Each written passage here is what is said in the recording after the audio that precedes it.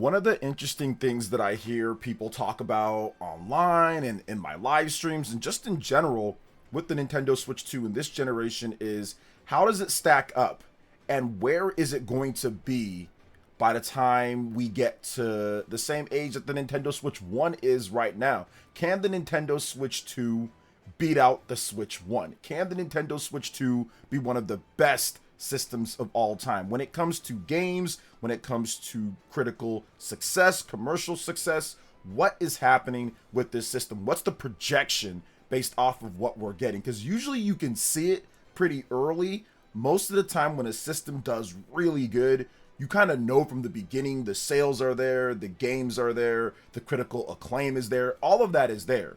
And so far with the Nintendo Switch 2, I would say that it's probably done better than every single other Nintendo system in the history of Nintendo systems. If you look at the total amount of games, the variety of games, obviously the sales, it sold more than every single other system, not just Nintendo systems, but every single other system in the history of consoles. But will that keep up? The price increases. Those are coming. That's something that we've seen. The software is expensive. There's a lot of different things that are kind of bucking against it. But here's what I will say. I do think based off of what some people are saying, based off of the games that we're getting, based off of things that I have heard, when it comes to people that really aren't into Nintendo content like that, but they're saying certain things about games that we're going to talk about, games like Fire Emblem Fortune's Weave, I personally believe that the Nintendo Switch 2 is on a legendary path that could lead us to something that nobody really expected beforehand. But before we continue, we are giving away a Nintendo Switch 2 at 140,000 subscribers or on September 1st, whichever comes first. Subscribe, like, comment. The winner will be chosen at random and it's a worldwide giveaway. Thanks, peeps. Okay, so on the FPS podcast, Friends Per Second podcast with Jake Baldino and the Skill Up guy, they talked about all of the biggest games of the year. They've been playing a variety of things. Jake Baldino, the Before You Buy guy, he's been doing content creation for a very long time. He's fantastic, one of the best reviewers, one of the biggest reviewers on the YouTube page. Even he might be the biggest reviewer on the YouTube page, and he was on there along with Skill Up, obviously one of the best reviewers, over 1 million subscribers on his YouTube page. Don't watch too much of his stuff. I know he's kind of more of a PC player, but recently in his podcast that he has, he said the Nintendo Switch 2 is the best console this generation or since it's launched. And remember, he's a huge PC guy, so that's a pretty big and I would say bold claim, considering the PlayStation 5 and the Xbox Series offer more of a PC type experience, performance, and stuff that you would expect from PC. So the fact that he says the Nintendo Switch 2 is the best console in the generation says a lot about the games that are coming out for it, that he would even say that, because he does play like Ghost of Yotei, he does play a lot of the other big games for the other systems, and he still feels the Nintendo Switch 2 is the best system this generation. And they also talked about this year has been a big boost with Splatoon Raiders and Pokemon Pocopia, and once again, Skill Up is playing Fire Emblem currently. He's 30 hours plus in, he's played multiple of the routes, and he essentially is saying that this is it. But hear what he had to say when it comes to all this. I want you guys to hear his words, especially with Fire Emblem Fortune's Weave, which this game fixes a huge problem with what we got before with Fire Emblem Three Houses. The point is that, like, do not imagine that you're playing the same thing 4 times with different cutscenes. You're playing very different journeys underpinned by different gameplay mechanics with different stories while doing this. And that's the secret sauce that makes this like really work and has made me like locked in. That's the reason I played 30 hours of this game to this point. Because if it was just the same thing 4 times with different cutscenes, I'd be like, okay, whatever. Yeah. The fact that it's different makes me go, I'm excited to like touch a new obelisk and be like, what's next? You know, because there was a risk that you would just kind of know what to expect, because it's just, as I said, doing the same thing again, but with different characters. But you're not, you're doing different things in different ways, in different orders. And it's so good, man. I love it. And just like the aura of this game as well. It's so energetic and so like, it just bursts from the screen. Every character you meet looks incredible. The sound and music is amazing. I love, man. I reckon this is like great. I am like all in Wow. on this. I can't am not wait. usually the target market for this, but like I'm very, very about this. I've just had a It's- fantastic time. It's so funny to hear like Splatoon Raiders and this back to back. We were like, I know, right? Nintendo's got Yeah. me, man. What's Dude, going man. on? Don't They're even get me nailing started it. on I how think they're good- good at this. The Switch, man, the Switch 2 is like absolutely crushing it this generation. It is the best machine. I'm sorry, but it is. Like it's just Between Pokopia as well this year alone. Yeah, totally. amazing. Like just it's doing it right. Like it truly is. This fixes with Fire Emblem Three Houses. Fortune's Weave fixes the big issue with that game and not having that repeat content. As many of you guys know, I am very excited about Fire Emblem Fortune's Weave. I am looking forward to the game quite a bit.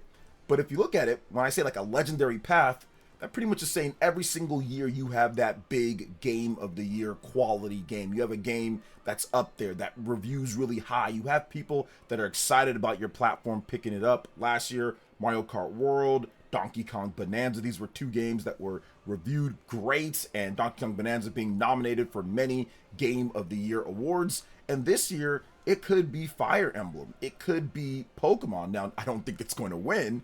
Obviously, you look at what's happening with Grand Theft Auto. That seems to be the fast track to win Game of the Year because it's Grand Theft Auto and it's huge and there's graphics and all that stuff. People love Grand Theft Auto, so I do believe it's going to review really well and it's going to win Game of the Year, but still having another nominee or potentially even two nominees with Pokemon Pokopia and Fire Emblem Fortune's Weave is really good, and of course great publicity for both of those games. But I do think at the very least, based off of what Skill Up is saying here and based off of all the previews that we've gotten and also your own eyes, just look at Fire Emblem Fortune's Weave, it should probably win RPG or strategy game of the year. So I do think that it has a good track on winning that too.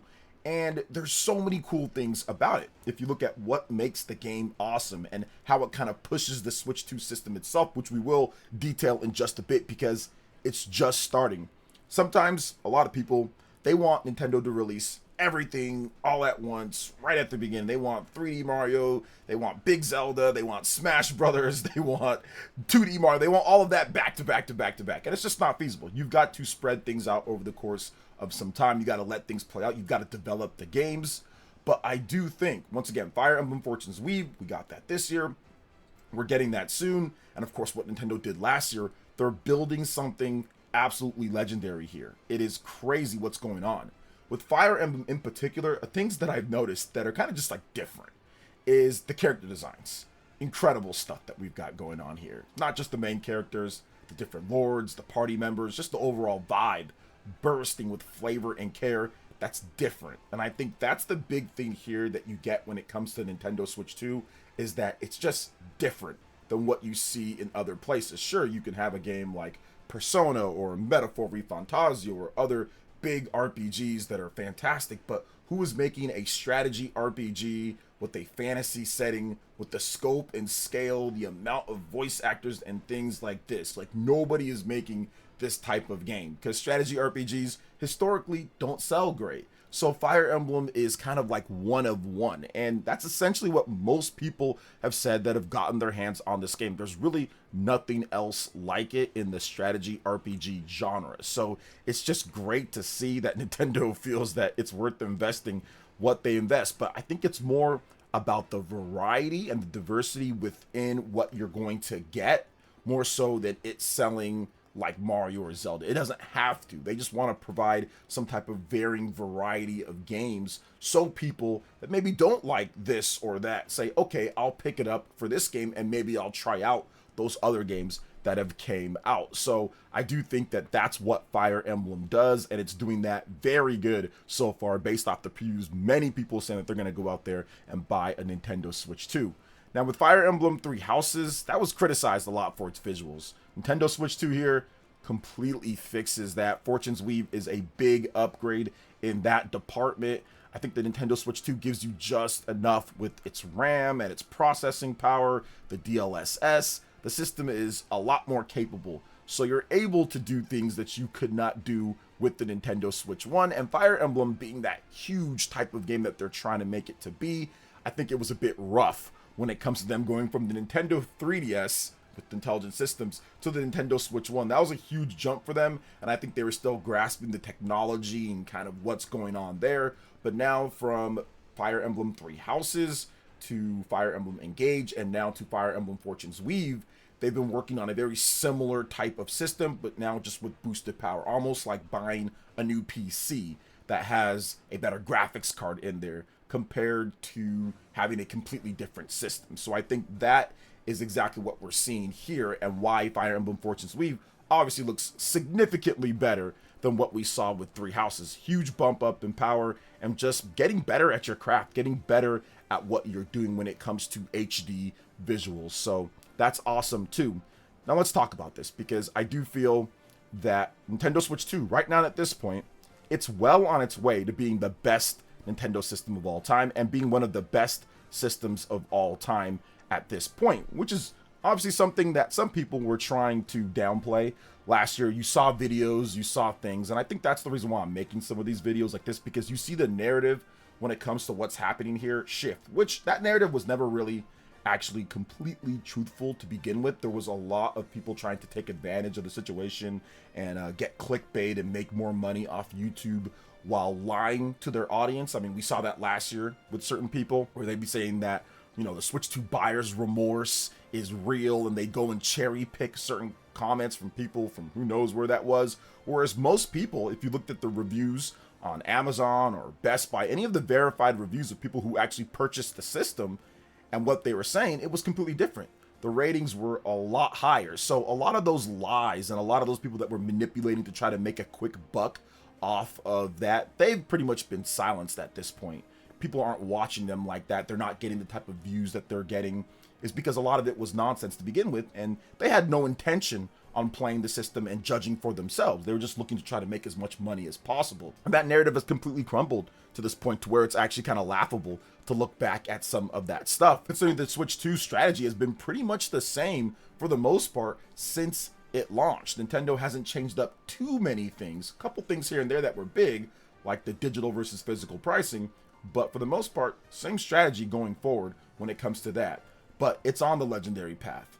We still have not had the heaviest hitters when it comes to system sellers yet. Think about that for a second. We've had some great games. Donkey Kong Bonanza, Pokemon Pocopia. We've got big stuff coming up this year too when it comes to Legend of Zelda Ocarina of Time. Obviously Fire Emblem. You've got Nintendo Switch Sports Resort. You've got some good titles that should do well, but it's still not the heaviest hitters when it comes to what's going to sell the system, like if we're comparing it to the Switch 1. 2 version Pokemon, that's still coming out next year. Pokemon Winds and Waves. You got to remember, regardless of how you feel about the 2 version Pokemon games, the traditional RPG Pokemon titles, those sell big. Between Pokemon Scarlet and Violet and Pokemon Sword and Shield, you're talking over 50 million units sold plus. That's huge. Lots of people just buy a system for Pokemon, for those style of Pokemon games, the competitive Pokemon game. So that's going to be big. Brand new Legend of Zelda. We got Legend of Zelda Ocarina of Time. That's going to pull in a lot of people. That's going to have nostalgia tied to it. That's going to have Zelda fans, traditional 3D Zelda fans, really excited to be able to pick up the Nintendo Switch 2. And it does seem like they're going to be doing a 40th anniversary controller and 40th anniversary system and potentially even amiibo or something else.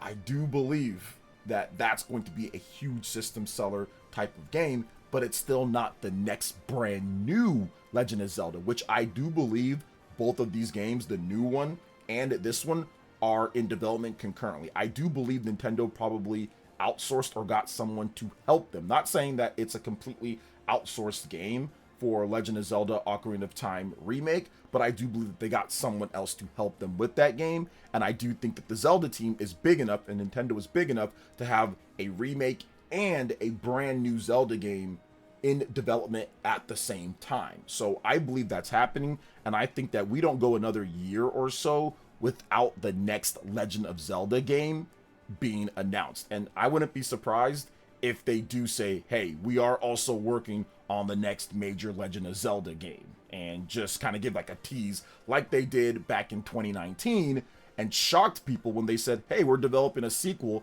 for for The Legend of Zelda Breath of the Wild. And Breath of the Wild had just came out 2 years prior. People were still kind of running off the high of Legend of Zelda Breath of the Wild, considering how massive the game is and how much it does. People are still playing that game 2 years later. People are still buying it. Then all of a sudden they drop, hey, there's going to be a sequel to it. So I do believe that it's possible that we get that. Brand new 3D Mario. That's still going to be a thing. According to Nate the Hate, new 3D Mario is coming, and it's coming in 2027. So that should be a absolute, I would just say, event when they show the new 3D Mario, and when that game drops. That's going to be big. First big new 3D Mario in a decade at this point, going back to 2017 with Super Mario Odyssey on the Nintendo Switch 1. What about Super Smash Bros? We still have that going. I fully believe Masahiro Sakurai and Nintendo are hard at work on that. I do not believe that Sakurai was just working on Kirby Air Riders and that was it. I believe that he had the docket and he had the plans ready to go and was putting into play what's happening with Super Smash Bros. Nintendo always likes to have Smash Bros. Somewhat early in the life of any system that they're making. Now, it could change here, but I do believe that Smash Bros. Is probably going to be announced maybe next year. I mean, it could be this year, but I do think that they're going to probably announce it and launch it in the same year. So do not be surprised if we get a Smash Brothers announcement next year, or we get some rumors about Smash Brothers coming more sooner than later.